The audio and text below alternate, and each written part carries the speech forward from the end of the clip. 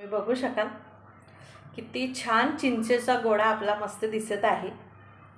माझ्या तर तोंडाला खरंच असं वाटतं कधी फस्त करते मी, सर्व गोळे फस्त करून घेते, माझ्या मैत्रिणीला पण देते। चला मग मी खाऊन घेते, तुम्ही रेसिपी बघा। फूडी कुकिंग रेसिपी चॅनलमध्ये तुम्हा सर्वांचं खूप छान मनापासून स्वागत आहे। आज रेसिपी नाही बनवतो आपण, तर मला आज लहानपणीची आठवण आलेली आहे। छान शाळेच्या बाहेर चिंचेचा गोळा मिळायचा, तर माझी खूप खाण्याची इच्छा झाली आज। तर म्हटलं आज बनवतच होती, तर म्हटलं चला रेसिपी पण शूट करूया।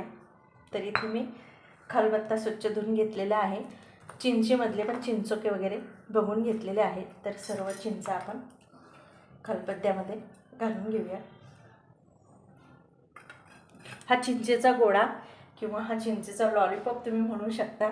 तर हा चिंचेचा गोळा कोणी कोणी खाल्ला स्कूलमध्ये लहानपणी, नक्की मला कमेंट करून सांगा। लहानपणी खूप खायचो मैत्रिणी। इथे मी अर्धा चमचा काळं मीठ घालून घेते, चवीनुसार साधं मीठ, आणि चुटकीभर तुम्ही बघू शकाल चाट मसाला टेस्टसाठी टाकत आहे। नाही टाकलं तरीही चालेल, पण काळं मीठ आणि साधं मीठ तुम्ही टाकाच। टेस्टी चटकेदार बनवण्यासाठी मस्त अर्धा चमचा लाल तिखट घालून घेऊया। खलबत्त्यामध्ये असं कुटून घेऊया। आज छान लहानपणीची आठवण काढत काढत आपण मस्त असा हा चिंचेचा गोळा बनवून घेऊया। आमच्या लहानपणी आम्ही शाळेमध्ये जेव्हा सुट्टी व्हायची, तेव्हा मधल्या सुट्टीमध्ये आम्ही हा चिंचेचा गोळा, बोरं, चिंचा, आवळे खूप खायचो। हा चिंचेचा गोळा तर माझा सर्वात फेवरेट होता। चला तर मग आपण चिंचेचा गोळा बनवून घेऊया। तर तुम्ही म्हणाल साधना आज काय रेसिपी, तर रेसिपी नाही, आज मला असंच हा चिंचेचा गोळा खावासा वाटला, लहानपणीची आठवण झाली, म्हटलं आपण बनवतच आहोत तर रेसिपी पण शूट करूया। चला मी बारीक करून घेते।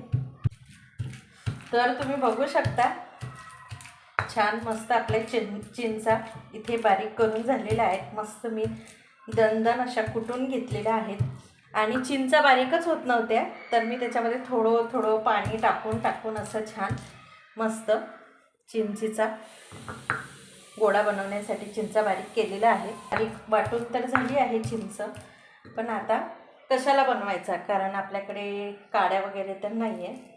तर मी बघते, तर मला ना ह्या अशा आईस्क्रीम स्टिक मिळाल्या, शोधल्या मी, म्हटलं काय घेऊ करून, तर ह्या अशा आईस्क्रीम स्टिक मिळाल्या, तर त्या स्वच्छ मी धुवून घेतलेल्या, आणि आता आपण